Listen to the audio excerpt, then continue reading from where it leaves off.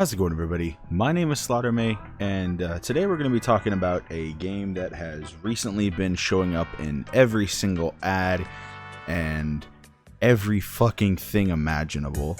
It's called Harry Potter Wizards Unite, I believe. It's a mobile game, and to be completely honest, it just cashes on a trend that died in 2016.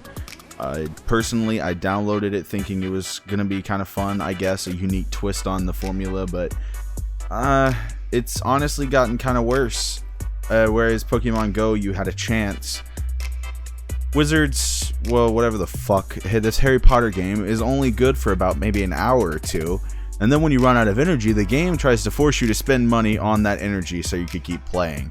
I, for one, have been playing the game for the past 3 days maybe. Hit a paywall. Make no mistake, I did hit a paywall about 2 hours in. Decided not to use the paywall, and then I grinded my ass off trying to do anything I could to get energy to no avail. And then finally I got just enough to level up, which gave me more energy, and I got on the next day, which also gave me more energy, which let me play for about another good 15 minutes, and then I hit another paywall. I was told to spend 99 cents to get more energy. No, that is completely ridiculous. For a game that requires you to exercise and walk around, it also requires you to exercise your pockets. It's completely ridiculous, and I hate it. This trend that they're trying to keep going has died a long time ago. It died within the first maybe 3 months of Pokemon Go, and they're trying to keep this whole thing going when it's just not possible. They're pretty much kicking a dead horse now. And it's just gotten ridiculous as far as everything else goes, because mainly, if you're a Harry Potter fan, I get it, right? It's a cool little new twist on it. Like, you don't chuck Pokeballs at Pokemon all day anymore. No, you actually draw symbols. That's kind of unique and cool. You get to make your own profile and everything like that. It's super cool. Don't get me wrong. There are some aspects that are really cool. It's just the paywall. That's one of the biggest disappointments in this whole thing. I played Pokemon Go for about maybe... It kept me interested for about maybe a good 2-3 weeks. This one only kept me interested for about maybe 2-3 hours. And I only turn it on when I have nothing better to do at work. And you guys that are a part of my Discord know I get really bored at work because I don't do much at work now. So I'll hop on the Harry Potter game and I'll be maybe entertained for about a good hour before it completely either drains my battery or it makes me pay money. No, that's... On top of all of that, it gets really repetitive really quickly. For the first few hours, it was really cool. You got to fight this really cool looking centaur, everything like that. But then it starts becoming the same thing, making it almost impossible to progress in the game.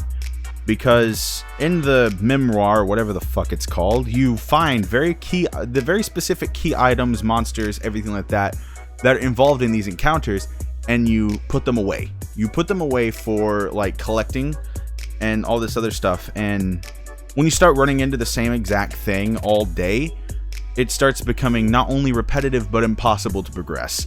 You can't progress to new monsters and to new boss fights when you're running into the same exact monster for the 5th time in a 2-hour span. Where's the progression? On top of that, the drawing is cool, but it just doesn't feel like this game had as much work put into it as I would like. Like, everyone was so excited for Pokemon Go, right? Because it had all these favorite Pokemon characters that everybody grew up with. And then now I don't even think it's the same voice actors, or actors for that matter, which I understand if they couldn't hire like Daniel Radcliffe or whoever the hell. But seriously, you put in that little of effort that you just slap the Harry Potter label on it and expect people to go to it. Like I said, it's not all bad. It kept me interested for a little while, but I mean, honestly, just go play Pokemon Go, because that has the fans in mind more than the fans' wallets. For Christ's sakes, you could go get that Pokeball Plus thing now, and it works with Pokemon Go. You can't do anything like that for Harry Potter. They don't think about the people. They just think about the money they could get for it, for slapping the Harry Potter logo and name on the game. None of the characters even look remotely close to what they would inside of the movies. And on top of that, what little voice acting there is, it's okay. Don't get me wrong. It's just a giant nonsense cesspool. It's like, why is it even there in the first place? I get it, right? Because you get to see, Harry Potter talking and Hermione and whatever the hell that other dude's name is. And then finally you get to play the game. But if you live in a rural area like I do, you don't get to do much of that. And it's just a mobile game through and through. It's just complete nonsense and a paywall after paywall. So I honestly, get the game if you want. I had fun for a little bit. I had loads more fun playing Pokemon Go than I did anything that's even in this genre of gaming, mobile gaming. I mean, I had loads more fun playing Pokemon Go, but the game just has a dangerous flack behind it. And they did improve a lot upon their formula for Pokemon Go that they did for Harry Potter. And why I'm comparing these two is not only are they the same genre, but the same exact company that developed Pokemon Go turned around and developed Harry Potter. So when I say things like they improved or something like that, I'm talking about the development team that went to make Pokemon Go and turned around and made Harry Potter. They did improve on a lot, but there are still some glitches that you will run into, like the character T-posing, sliding around, HUDs not working the way they should, or, like I said, no new enemies popping up, making it completely impossible to progress. The port keys, they're cool to get, for a little while anyway. The walking to unlock them is very similar to how you'd walk to hatch a Pokemon egg or whatever. And I haven't got to hatch one yet because, like I said, I live in a very rural area. I don't really get to have much things go around me. The most I ever got was where I work at, which is a Walmart, and that's the most action I think I've ever gotten. And then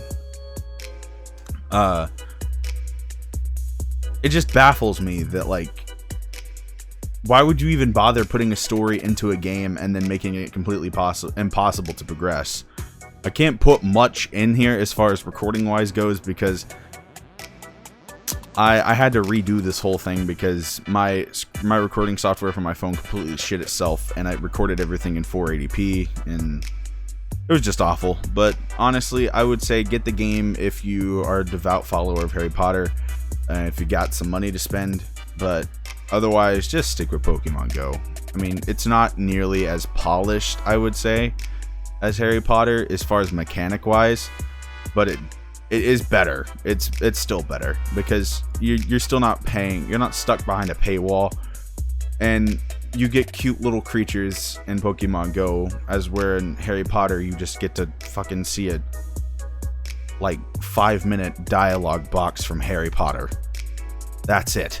What's so special? I mean, yeah, you get to see some creatures from the movie, but they don't talk to you. You only get to see Hagrid once. That's it. That's it. This game does not have the players in mind. It has the players' money in mind. This is not something I condone as far as a game goes. It is awful. And I do not believe it is the development company's fault. I believe it is the publisher's fault for doing this.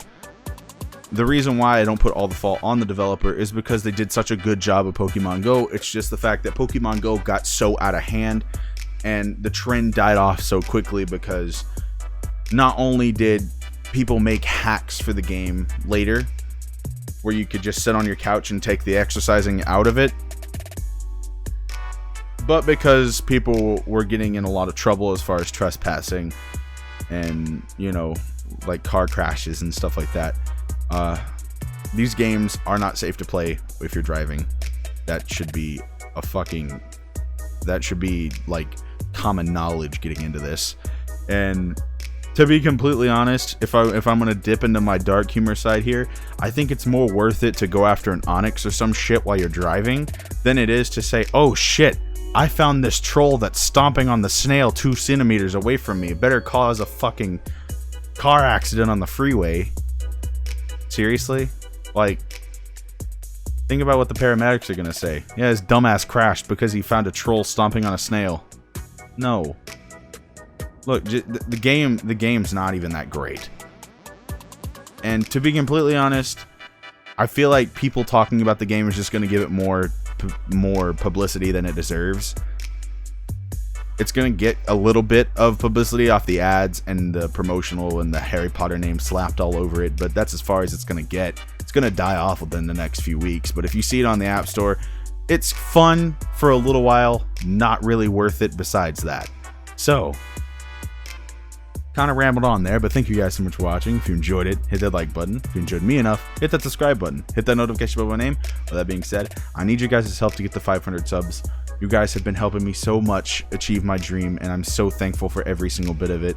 The Discord and all of my links are down below if you are interested in joining or being a part of anything that I have there. With that being said, I'll see you guys this weekend for a stream. Peace out. I don't wanna live today, I don't think that will ever change. I'm so sick of everything, but I don't